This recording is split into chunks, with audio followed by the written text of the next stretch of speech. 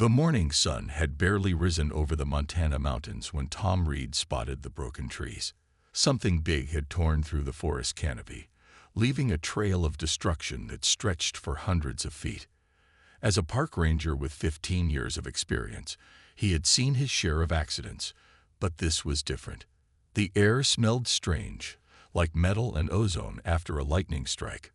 Tom parked his ranger truck and grabbed his emergency kit. The morning dew soaked through his boots as he followed the path of broken branches and scorched earth. His radio crackled with routine morning checks from other rangers, but he didn't respond. Something told him this wasn't a normal situation. The trail led him to a small clearing that hadn't existed yesterday. In the center lay something that made him stop dead in his tracks. It looked like a ship, but unlike anything he'd ever seen. About the size of a small bus, its surface shimmered with colors that shouldn't exist in nature. Pieces of crystal-like material were scattered everywhere, glowing faintly in the morning light. "This can't be real," Tom muttered to himself, his hand instinctively reaching for his radio before stopping. If this was what he thought it was, calling it in would bring more than just local authorities.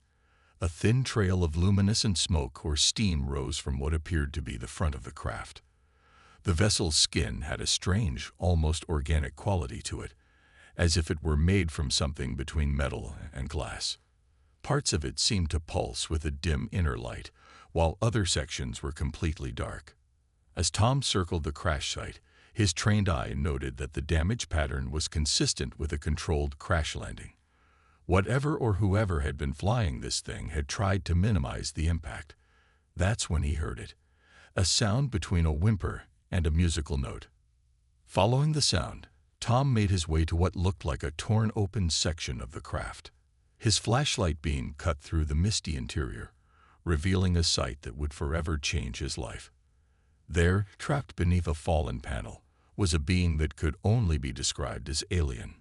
It was humanoid in shape, with 2 arms, 2 legs, and a head, but that's where the similarities to humans ended. Its skin seemed to flow with patterns of light, like the northern lights dancing across a night sky. The alien's eyes were large and completely silver, with no visible pupils. But what struck Tom most was how the patterns on its skin pulsed weakly, dimming with each passing moment. The being was clearly injured. A dark liquid that seemed to shimmer with its own inner light was pooling beneath it. Its chest rose and fell in quick, shallow movements that Tom recognized from his emergency medical training. Whatever this creature was, it was in shock. Time seemed to slow down as Tom faced the biggest decision of his life. His training and duty as a park ranger required him to report any unusual findings. This was definitely unusual, but his instincts as a former paramedic were screaming at him that this being needed immediate help. The alien's eyes fixed on him, and Tom saw something universally recognizable in them: fear. The patterns on its skin shifted to darker colors, pulsing slowly like a fading heartbeat. Without conscious thought, Tom found himself moving forward, emergency kit in hand. "It's okay," he said softly, knowing the words wouldn't be understood, but hoping his tone would convey his intent. "I'm here to help." The alien's skin patterns flickered briefly brighter at his voice, and Tom could have sworn he saw relief in those strange silver eyes. As he knelt beside the injured being, he realized that this moment would either be the biggest mistake of his life or the beginning of something extraordinary. He chose to help, not because it was his duty, but because it was right. Sometimes, Tom would later reflect, the biggest decisions in life weren't really decisions at all. They were simply doing what needed to be done. Tom's hands moved with practiced care as he assessed the alien's injuries. The being's skin continued to pulse with waves of color, shifting from deep purple to a pale blue that reminded him of twilight. The strange liquid seeping from its wounds glowed like liquid moonlight, making his job both easier and more surreal. The fallen panel had left a deep gash across the alien's chest, but what worried Tom more was the way its breathing seemed to grow more labored with each passing minute. He reached into his medical kit, then paused. Everything he knew about first aid was based on human biology. Would any of it help this creature? The alien's silver eyes tracked his movements, and suddenly its hand reached out, touching Tom's wrist. The sensation was strange, like touching silk that had been left in the sun. Images flooded Tom's mind. Warmth, pressure, healing. Somehow, the alien was showing him what it needed. Temperature, Tom muttered, understanding dawning. You need to stay warm. He shrugged off his thick ranger jacket and carefully wrapped it around the alien's torso, careful to avoid the wounded areas. The being's skin immediately flickered with brighter patterns, and its breathing seemed to ease slightly. Tom took this as a good sign. Using hand signals and gentle movements, Tom managed to help the alien into a sitting position. The creature was surprisingly light, as if its bones were hollow like a bird's. Once upright, it began making strange movements with its hands, leaving trails of light in the air that faded after a few seconds. Tom grabbed his notebook and a pen, sketching a quick picture of the crashed ship and a question mark. The alien understood immediately, taking the pen in its slender fingers. Its drawings were odd but clear. It showed its ship being hit by something, possibly a meteor, while passing through Earth's atmosphere. So it was an accident, Tom said, more to himself than his unusual companion. You didn't mean to come here at all. The alien's skin pulsed with what Tom was beginning to recognize as agreement. It then drew something else, a simple representation of its own kind, surrounded by symbols that looked like mathematical equations. Tom might not understand the math, but the meaning seemed clear. This being was some kind of scientist or researcher. A sudden burst of static from Tom's radio made them both jump. The alien's skin flashed with sharp, jagged patterns of red and black. Fear, Tom guessed. He quickly turned the radio's volume down and checked his watch. His morning check-in was overdue, and soon others would come looking. The alien seemed to understand their time was short. It pointed at its ship, then made a slashing motion with its hand. Through more drawings and gestures, it conveyed that the ship's power core was damaged and needed to be sealed off. Tom helped the being stand, supporting its weight as they made their way to the craft's entrance. Inside, the alien moved with purpose despite its injuries. Its hands danced across crystal-like panels, and sections of the ship began to darken. Tom watched in amazement as the vessel seemed to power down, its organic-looking surfaces becoming dull and lifeless. Whatever the alien had done, it had apparently made the ship safe. But now they faced a bigger problem. The temperature was dropping as clouds moved in, and the alien's skin was showing patterns that seemed to pulse with discomfort. The being needed proper shelter and time to heal, and they couldn't stay here. Someone would notice the crashed ship soon, despite its remote location. Tom made his decision. Using his notebook again, he drew his cabin, then pointed at himself and the alien. The being studied the drawing, its skin shifting through thoughtful patterns of green and blue. Finally, it nodded, a surprisingly human gesture that made Tom wonder just how much their species had in common. As they began their careful journey through the forest, Tom realized that he had just become responsible for something unprecedented in human history. He just hoped he was making the right choice. But looking at the wounded alien who trusted him enough to leave its ship behind, he knew he couldn't have done anything else. The temperature dropped rapidly as night fell over the Montana wilderness. Tom's cabin, usually a place of solitude, now served as a sanctuary for the most unusual guest on Earth. He had managed to get the alien inside just as the first snowflakes began to fall, turning the forest into a white blanket that would hopefully cover their tracks. The alien, who had been trying to communicate through patterns of light on its skin, suddenly dimmed almost completely. Tom's heart raced until he realized it wasn't dying. It was adapting to the darkness of the cabin. Within moments, its skin began to emit a soft, warm glow that filled the small room with gentle light.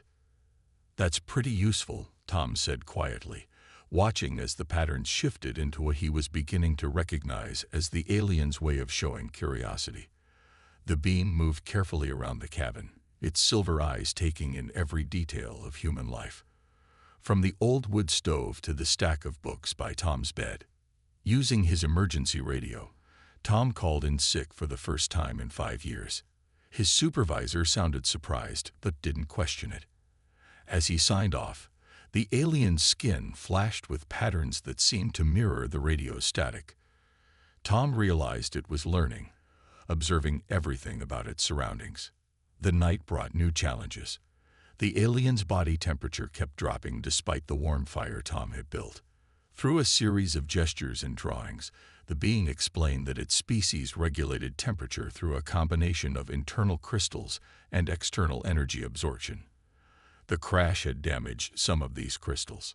Tom thought quickly, then remembered the heating pads in his first aid kit. He activated several and carefully placed them around the alien's resting area. The effect was immediate. The being's skin brightened with patterns of what could only be relief, and its breathing became more regular. During that first night, Tom learned more about his visitor through their makeshift sign language. The alien would draw complex symbols in the air with its light patterns, then simplify them when it saw Tom's confusion. They developed a basic system: blue pulses for yes, red for no, and various other colors for different needs or emotions. The second day brought the sound of helicopters. Tom's heart nearly stopped when he heard them approaching, but they passed overhead without stopping. The alien's skin had turned almost completely dark, making it practically invisible in the shadowy cabin. Only then did Tom realize it was trying to help hide itself. By the third day, their communication had improved significantly. The alien had learned to write simple English words by copying them from Tom's books, though its handwriting looked like flowing light captured on paper. It wrote its name, or at least something Tom could pronounce, which looked like rippling waves of light, but spelled out something close to Dal in English letters. The alien's wounds were healing at a remarkable rate, its skin now showing only faint traces of the earlier damage. But they both knew they couldn't stay in the cabin much longer. Through their combined drawings and light signals, Dal had explained that others of its kind would be searching, but they needed to be careful about the pickup location. Tom was about to suggest moving to a more remote location when his cabin's emergency radio crackled to life. "Attention all rangers," the voice announced. "Be on the lookout for any unusual activity or lights in the sky. Report all sightings immediately to headquarters. This is a priority alert." Dal's skin flickered with concern, creating patterns that Tom hadn't seen before, sharp angular designs that seemed to pulse with urgency. They looked at each other, both knowing their time of relative safety was coming to an end. The next few hours would determine not just Dal's fate, but possibly the future of human-alien relations. As night fell again, Tom began packing essential supplies. Whether he was ready or not, their quiet days of trust-building were over. Now, they needed to run. Dawn hadn't yet broken when Tom heard the unmistakable sound of vehicles on the forest road. Dal's skin pulsed with dark, worried patterns as they peered through the cabin's rear window. 3 black SUVs were crawling up the road, their headlights cutting through the morning mist. "Time to go," Tom whispered, though he knew Dal understood more through his tone and body language than his words. They had already packed the essentials: food, water, first aid supplies, and the special heating pads that Dal needed to maintain body temperature. They slipped out through the back door, keeping low. Tom's years of wilderness experience guided them as they moved through the underbrush. Dal proved surprisingly agile despite its alien nature, matching Tom's movements with an almost fluid grace. The being's skin had adapted to match the forest's early morning colors, making it nearly invisible among the trees. A voice carried through the cold air, amplified by speakers. "This is a federal search operation. All civilians are ordered to remain in their homes and report any unusual sightings." Tom led them deeper into the forest, away from the marked trails he usually patrolled. He knew of old hunting paths and animal tracks that weren't on any official maps. Dal followed close behind, its footsteps eerily silent on the fallen leaves. The alien's silver eyes seemed to catch every movement in the forest, often alerting Tom to approaching wildlife before he noticed it himself. The sound of helicopters grew louder as the morning progressed. Dal's skin flashed a warning pattern just before each one appeared, giving them time to take cover. They used natural shelters, fallen logs, dense thickets, and once even a shallow cave, to avoid the searching eyes above. By midday, they had covered nearly 10 miles of rough terrain. Tom checked his compass and the crude map Dal had drawn, showing where its rescue ship might safely land. They needed to reach a specific clearing in the high country, but the most direct route would take them too close to the search parties. A distant dog's bark made them both freeze. They had started using search dogs. Dal's skin rippled with patterns of concern, and it pointed to itself, then to a nearby stream. Tom understood immediately. The alien was worried its scent might give them away. "Good thinking," Tom said quietly, leading them into the cold mountain water. They waded upstream for nearly half a mile, the icy water numbing Tom's feet even through his boots. Dal seemed unbothered by the cold, its skin now reflecting the rippling patterns of the water surface. Just as they emerged from the stream, a new sound cut through the forest, radio chatter, much closer than before. A search team was nearby. Tom and Dal pressed themselves against a rocky outcrop, barely breathing. Through the trees, they could see figures in dark uniforms moving methodically through the forest, sweeping the area with some kind of electronic equipment. Dal's skin had dimmed to almost complete darkness, but Tom could feel it trembling slightly. Whether from fear or the cold, he couldn't tell. The alien pulled out their makeshift map, pointing urgently at their destination. They still had several miles to go, and the sun was already past its peak. The search team's voices grew fainter as they moved away, but Tom knew they weren't safe yet. The government forces were establishing a perimeter, and it would only get tighter. They needed to reach the landing zone before nightfall, or Dal's chances of rescue would drop dramatically. Tom checked the remaining supplies and adjusted his pack. He caught Dal's silver-eyed gaze and nodded firmly. The alien's skin brightened briefly with patterns that Tom had come to recognize as trust and determination. Together, they began moving again, racing against time and an ever-closing net of searchers. The next few hours would push them both to their limits, but they had come too far to give up now. Somewhere ahead lay their destination, and with it, Dal's only chance of returning home. As the afternoon sun filtered through the dense forest canopy, Tom and Dal found temporary shelter in a small cave. They needed to rest and plan their next move. The sound of search helicopters had grown distant, giving them a brief moment of peace. Dal's skin shifted to a gentle, calming blue as they caught their breath. While they rested, Dal began drawing in the dirt floor of the cave. Its fingers left trails of light that faded slowly, making complex patterns that Tom now recognized as a form of writing. But this time, instead of simple messages, Dal was showing something more. The alien drew a series of circular objects, planets, Tom realized. Then it pointed to itself and drew more symbols. Through their developed system of gestures and light patterns, Dal began explaining its true purpose on Earth. The alien wasn't just a lost traveler, it was part of a scientific mission. Tom watched in amazement as Dal created detailed diagrams, showing various worlds and species. The alien's skin pulsed with excitement as it explained, using patterns of light that seemed to dance in the air. Dal was part of a group that studied developing civilizations across the galaxy. Earth, it turned out, was one of many worlds they watched.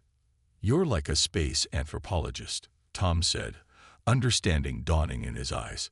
Dal's skin flickered with agreement, creating a pattern that Tom had learned meant happiness at being understood.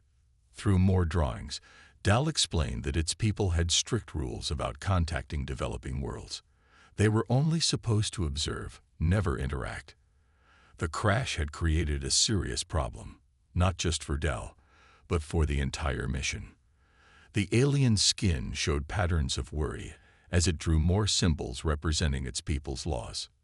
But then Dal drew something else, a simple figure of Tom helping an injured alien. The patterns on its skin shifted to warm, gentle colors as it pointed to this drawing. Tom understood. While the crash might have broken their rules, his actions had shown them something important about humanity. Using the last light from Dell's fading drawings, they studied their map again. They still had to cross a ridge and navigate through a valley to reach the pickup point. Dell's skin suddenly pulsed with urgent patterns. It was receiving some kind of signal. Through quick sketches, the alien explained that its rescue ship would arrive at midnight. Tom checked his watch. They had less than 6 hours to travel 5 miles through difficult terrain while avoiding the search teams. But before they started moving again, Dal had one more thing to show him. The alien pulled out a small crystal from its clothing, about the size of a playing card. Its skin created complex patterns as it tried to explain what it was. Through careful drawings and gestures, Dal conveyed that this crystal contained vast amounts of information, scientific knowledge that its people had gathered over centuries.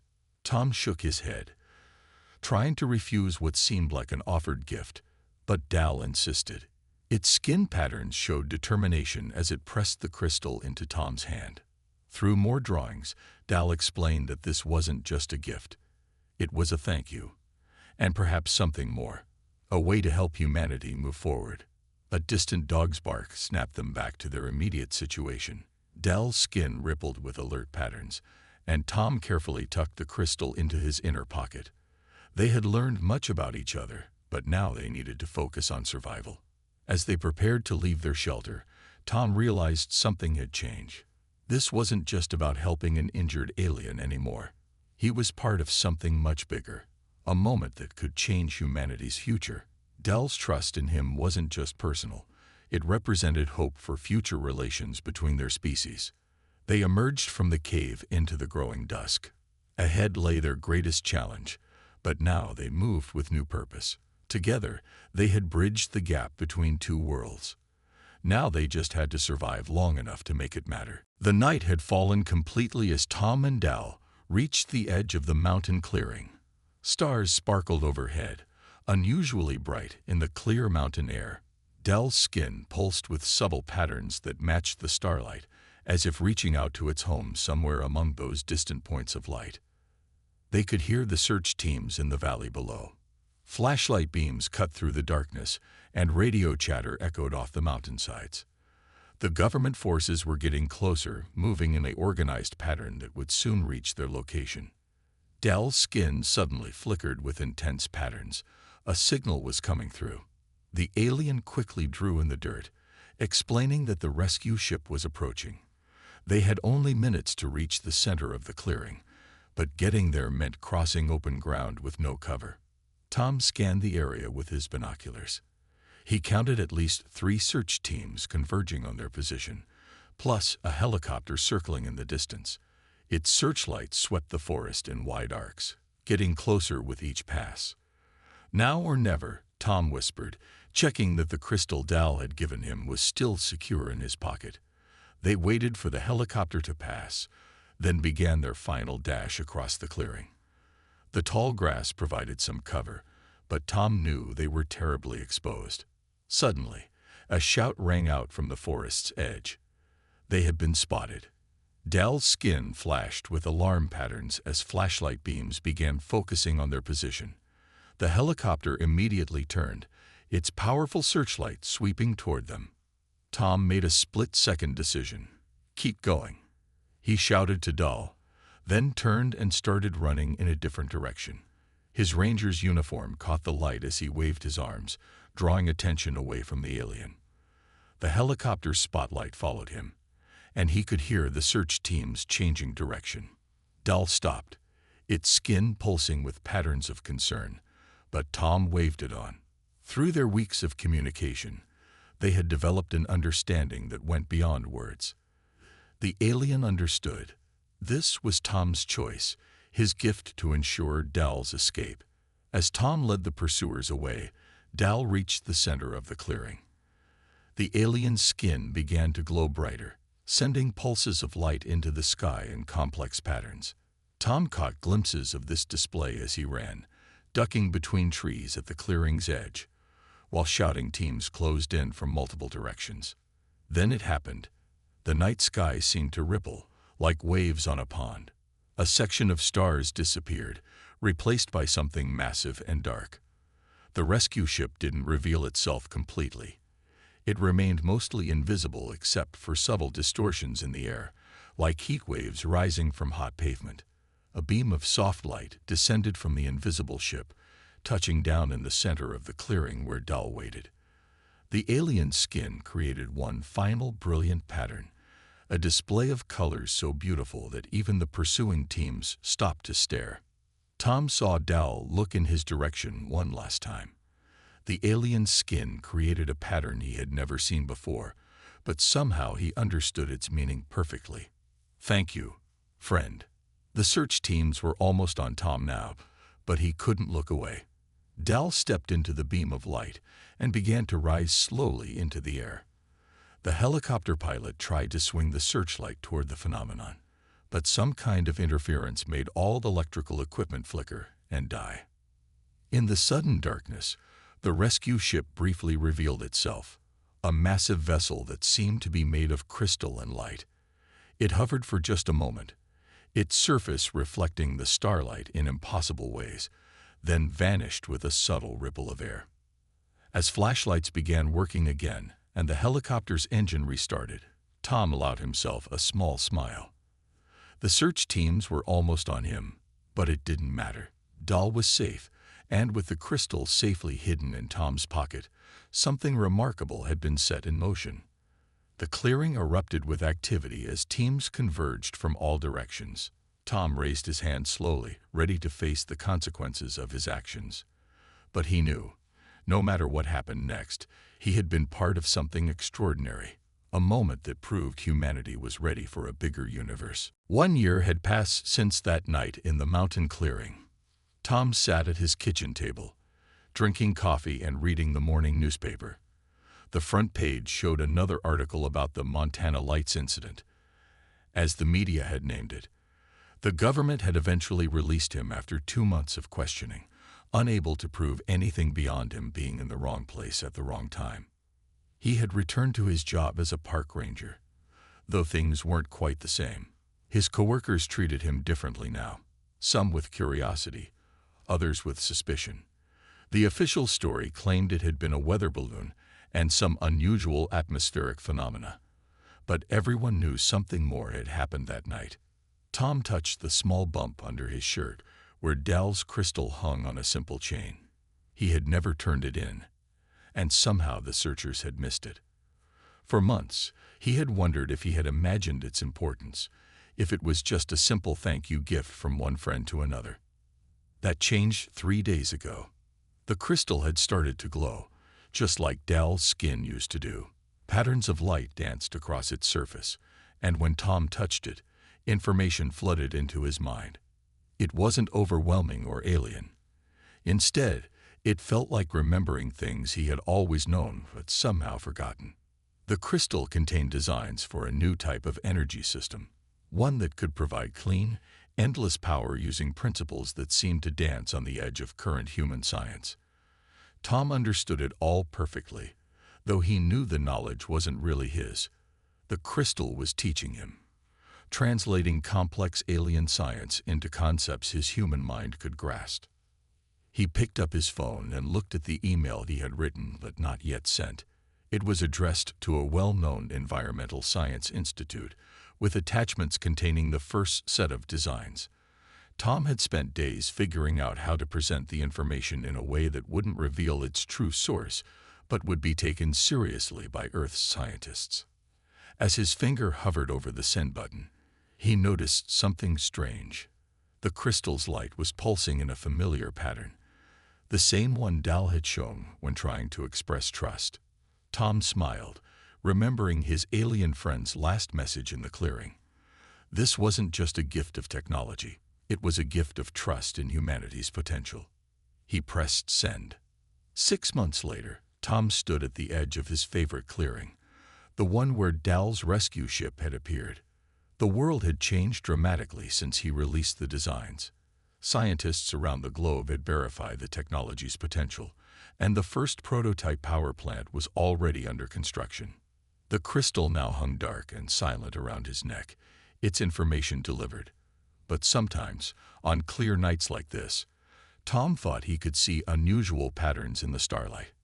He never told anyone, but he was sure Dell's people were still watching, seeing how humanity would use their gift.